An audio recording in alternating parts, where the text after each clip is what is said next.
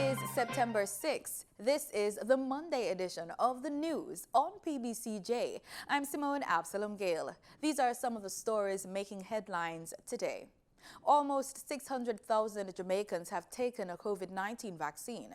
The Health and Wellness Ministry says as of September 5, 574,868 persons have taken the vaccine. Of that figure, 427,095 have received only their first doses. The Health and Wellness Minister, Dr. Christopher Tufton, had said the government is seeking to vaccinate about 2 million Jamaicans against the worst effects of the deadly virus by March 2022. The government has a target of about 1.4 million more doses of COVID-19 to become available between July and October, with a take-up of some 950,000 doses. 643 COVID-19 cases have been confirmed in the last 24 hours, bringing the total to 71,987. Kingston and St. Andrew reported the highest number of cases with 97, followed by St. Catherine with 87. St. James and St. Thomas reported 67 new cases. 18 deaths were reported, bringing the total number of deaths to 1,637. 175 patients are reportedly moderately ill, 121 severely ill, and 53 patients critically ill. The new academic year begins today, September 6th. Classes are being held online due to the COVID-19 pandemic. Education, Youth and Information Minister Favour Williams says efforts are being made to ensure that all students have access to lessons on all audiovisual platforms. She gave a breakdown of the ministry's strategies in her back-to-school message on Sunday. The Education Minister Favour Williams says students will have 24-hour access to audiovisual learning kits. For this school year, we've added audio learning apps that can be downloaded on your phones wherever you or students are located. We also launched 2 24-hour television channels, one for our primary school students and the other for our secondary schools. Live and recorded lessons will be available 24 hours per day, 7 days per week. Minister Williams says this year the ministry plans to double its efforts to ensure that no child is left behind. We start this school year with more devices in the hands of our children and teachers than at any other point in our history, significantly reducing the digital divide in the education sector. Let us leverage the technology skills that you, our teachers and students, would have gained during the school year recently ended to move forward confidently in this digital age. As a government, we will continue with the many initiatives started last school year to get to our goal of a device in the hands of every student in Jamaica. Another aim is to tighten the gap between those students who are high academic performers and those who are not. Across our primary schools this year, we will pivot to using more specialist subject teachers with an emphasis on mathematics and English language, the foundation subjects. In our near future, gone will be the days of one teacher in a primary school classroom teaching all subjects. This is one of our flagship initiatives this school year, and we expect it to significantly raise the level of mathematics and English language knowledge in our primary schools. According to the Education Minister, there are also plans to begin the 7-year high school program. This will mean 2 additional years of high school for students who complete grade 11 and want alternative opportunities alongside the traditional sixth form CAPE curriculum. Any student who completed grade 11 in the last academic year and is not enrolled for the traditional CAPE curriculum is entitled to be offered admission to one of the new sixth form pathway programs to pursue a 2-year program of study. Assessment will also be done in the early childhood sector to enable appropriate intervention before students enter primary schools. Melvin Pennant, PBCJ News. The government of Jamaica places agricultural development among its priorities by updating farming methods and helping to develop new product lines for non-traditional exports. According to many people who hope to become farmers, the biggest barrier to fulfilling that dream is land tenure. Marlon Samuels unearths this long-standing issue in this report. Historically, Land tenure in Jamaica has been rather inequitable. It is against this background the Jamaica Agro Investment Corporation in May 2020 started the Agricultural Landowner Match Program. This is after research revealed there are extensive amounts of idle lands in Jamaica that could be used for agricultural purposes. The Landowner Match Program is aimed at agricultural investment, development, and to get all dormant lands into agricultural production. The corporation is targeting persons who are in legal possession of 30 acres or more land. The program is open to applicants locally and abroad. AgroInvest will assist landowners who are interested in the program with lease agreements. Applicants should ensure property taxes are up to date and have a valid title for the property. Persons interested in the Landowner Match Program can apply through the corporation's website at www.agroinvest.gov.jm, as well as RADA's website at www.rada.gov.jm. For the news on PBCJ, I am Marlon Samuels. A 4% wage increase is being proposed under a one-year deal for public sector workers. PBCJ understands that the Jamaica Confederation of Trade Unions, the JCTU, has been meeting with its members on the government's wage offer. There is also a proposed one-off payment of $40,000 for employees earning $1.5 million or less annually. The JCTU and the Finance Ministry are reportedly trying to complete negotiations by the end of September. The Tax Administration of Jamaica, TAJ, has adjusted several aspects of its operations. In a release, the TAJ explains that on September 10, 2021, all tax and business offices will close to the public at 2 p.m. to enable staff to make the necessary personal preparations for the no-movement period of the respective following weeks. TAJ says despite the closure of its tax and business offices, some operational functions, including the Customer Care Center, will continue to offer services during the weekday no-movement period, Mondays and Tuesdays. Persons are further reminded that they can conduct business online through TAJ's suite of online service, the TAJ online platform at www.jamaicatax.gov.jm. We now get the latest financial market updates from Carl Francis in this quick business report.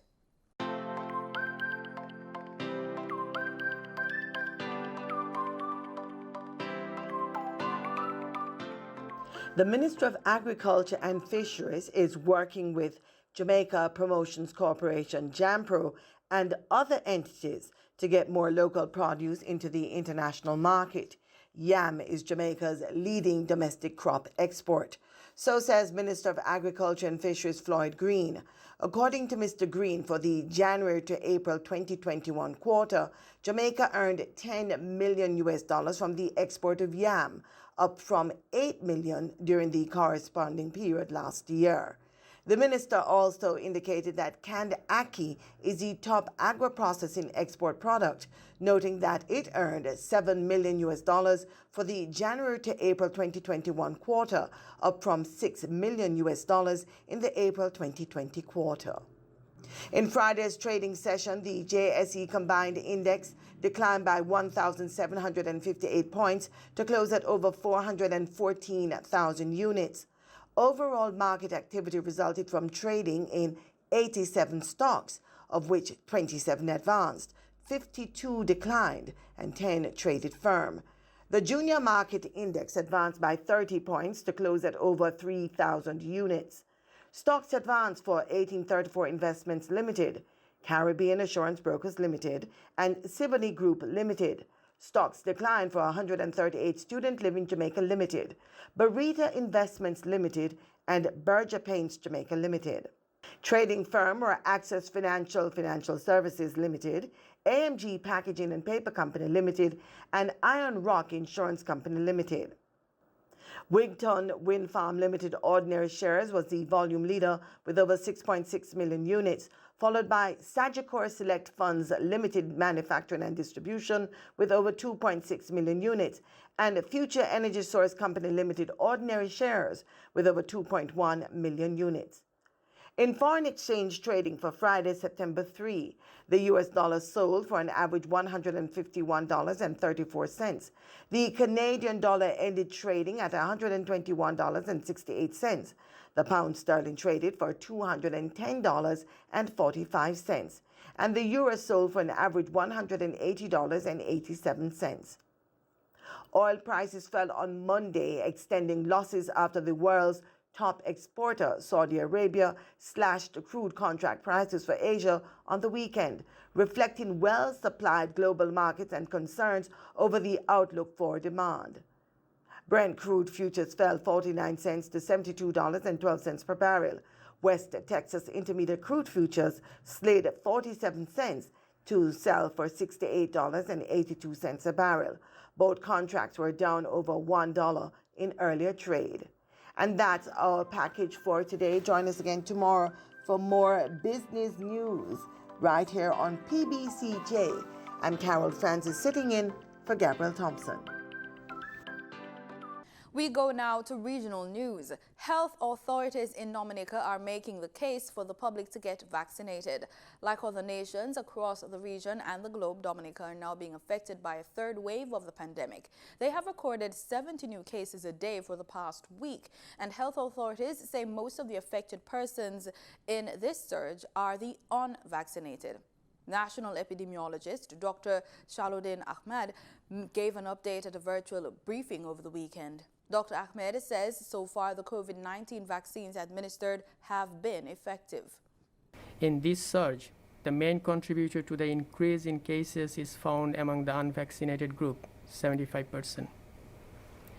This is where most symptomatic cases are present, 76%. All 5 deaths so far are unvaccinated ones. So let's ask the question, does the COVID vaccine work? I want to help you out with this. Let's look at the transmission of COVID cases. What we have, 75% unvaccinated versus 25% vaccinated. Let's look at the hospital admission. 76% unvaccinated versus 24% vaccinated. In terms of mortality, all 5 cases are unvaccinated. That makes 100% mortality among the unvaccinated ones. Of course, vaccine works. Bahamians will go to the polls on September 16, and political parties are forced to balance campaigning with the ongoing COVID-19 pandemic. One solution to this has been drive-in rallies, but not so fast. The Consultant Physician Staff Association is warning that if not regulated properly, these rallies pose a serious health risk. Barthany McDermott of Our News reports. The Consultant Physician Staff Association is warning that drive-in rallies can still pose a health risk and is something healthcare providers are against. The Free National Movement has held a number of drive-in rallies here in the capital, on Grand Bahama, and on family islands like Eleuthera. The goal is for residents to remain in their cars and prevent mixing, which can result in spreading the virus. However, party supporters were seen walking about and mingling at the political events. CPSA President Dr. Sabrika Pinder-Butler says unless the rallies are being properly policed, they can have negative effects. It can pose a risk because we know that, despite best efforts to make sure that persons remain in their cars and to make sure that, the social distancing occurs, unless we have people properly policing those activities. And I think we've seen various things on social media where persons were not staying in their cars, persons were still very much close to each other and congregating. Pinder-Butler called election activities distasteful given the current state of the healthcare system. To have, this happen right now, which could potentially worsen our situation in the country, is certainly not something that healthcare providers are welcoming. We are very, very deeply troubled and concerned. However, Health Minister Runwood Wells appears to have a different view. Speaking on the sidelines of one of the FNM's drive-in rallies, Wells said he doesn't think the events will have a negative impact on COVID-19 numbers. Well, I believe as long as we keep doing what we intend to do in regards to vaccinations, we're going to end up in a good place should the Bahamian people and all of us continue to adhere to the protocols. If you see, I'm standing here with my beautiful little young daughter, Soraya, and it's just us. And so, as you could see, folks are just standing in the groupings where they have family members. You could see folks are sitting on their vehicles, and everybody is sort of staying socially distant. As long as we can maintain that kind of understanding, I believe that we're going to be well. Reporting for Our News, I'm Berthany McDermott. In St. Lucia, the government has signaled its intention to possibly decriminalize the use of marijuana. This would mean amendments to the Dangerous Drugs Act concerning small quantities of marijuana. St. Lucia's Attorney General Leslie Mondesir says the government is considering decriminalizing 30 grams and below. In this HTS News Force poll, St. Lucians shared their views on this move. It's a good start, a very wonderful start, and I think they should also go a step further, because the people that have been suffering the most is Rastafari. So I think Rastafari should be the ones taking the whole agenda, give it to Rastafari to deal. Rastafari should have the license, Rastafari should be the ones planting it. You should only be able to go and buy this from a Rastafari church. That's how I feel they should do it. Take it a step further. But it's very lovely, we love it. I do agree to the changes of the decriminalization of marijuana. I just want the people to respect the law and go according to what's in protocol of it. Yeah, because marijuana is a leaf, that's a plant. There ain't nothing for police to be arresting people for. So it's good. Right now I see marijuana legalized and people will not abuse people for it. Police will not fight people for it, and the youth have the free up. So we go see if that is a legal way of freedom for violence. Yes, and I support it. Puisque ça s'en bail qui ça fait plus progrès en dans pays et puis qu'il laisse crime et criminal à parmi ces big drugs là. Because other countries making money on it, why can't we make some too? You know, and it's not as though it's a big portion of thing. And when you legalize it, then you have control over it. So it will be less of a criminal matter. So I'm supporting it. Because if right now if Babylon catch you for a little spliff, a little ounce of weed, they can't do nothing about it. Because just a spliff, a little ounce of weed to smoke. And cases they have already for a little weed, they arrest people for a little ounce of weed. They should have dropped them charges. Like the states, Jamaica, the Caribbean places, different places in the states, they drop them things already. So it's something they should have to follow right now. Because there's one thing that people do. They smoke in public, and that's very bad. Very, very bad. On the other side, the charges, they're supposed to charge if you have a certain amount, but not too much. I think that's a good idea. I want to tell you that this thing was long in coming. A number of countries, we're talking about Canada, the United States, many countries in Europe, they have already done that. And I think this will also give an opportunity for, you know, the law enforcers to be able to concentrate on other things. And we hoping that, you know, they seeing the thrive of the medical aspect of it will not be too slow in coming. So I'm hoping that, you know, that we don't drag our feet again on this and that it goes through expeditious. In sports, we begin with football, as Sunday turned out to be a bad day in the office for Jamaica's Reggae Boyz after they suffered a 3-0 loss to Panama in a CONCACAF qualifier at the National Stadium. Ronaldo Blackburn and the substitute Cecilia Waterman found the back of the net for the visitors. For their part, the boys looked uninspired with shoddy defending and disorderly ball possession. It was the second defeat for the boys to begin the final round of CONCACAF qualifying after their recent 2-1 loss to Mexico. Over to cricket. Plans are afoot to breathe new life in Cricket Jamaica. Culture, Gender, Entertainment and Sport Minister Olivia Grange has announced initiatives to do just that. Speaking at a press briefing at Sabina Park last Thursday, Minister Grange said that the Institute of Sports, Insport, had conducted a cricket talent competition and that the Sports Development Foundation, SDF, was investing in a cricket development program in primary schools. The talent search around the island was carried out with the assistance of the Jamaica Cricket Association, parish presidents, and the Insports parish officers. Now, out of that, we ended up with 170 young cricketers, male, and 30 females. That was what the scouts found. And so the main aim was to identify under 14 players who would be eligible to represent the country in 2022 at the under 15 level. I have even more good news on cricket to give this morning. We're also interested in getting a T20 competition in the high schools.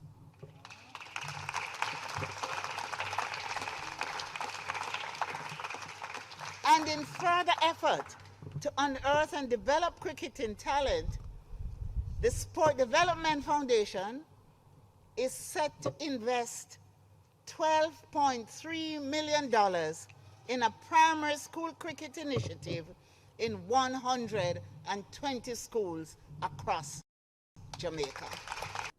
At the press briefing, some of the players in the 5 to 11 group showed off their batting skills, with Minister Grange looking on. The minister then presented the youngsters with Insports certificates of participation and school bags with books and stationery.